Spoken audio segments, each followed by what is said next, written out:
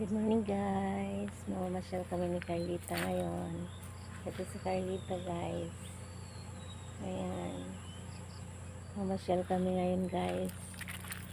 Punta kami sa bundok guys. Kasama ko si Carlita guys. Ito, mamasyal kami.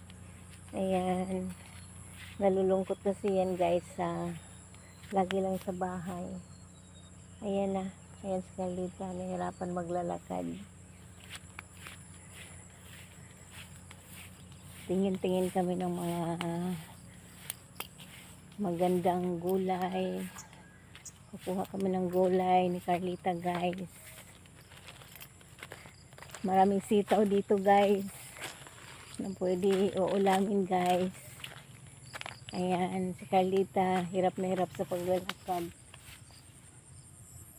Carlita, lagi ko siyang pinapasyal guys kasi minsan nalulungkot din ang pusa kapag lagi na lang sa bahay. Ayan guys, ayan, ayaw po maglakad ni Carlita. Carlita, halika na.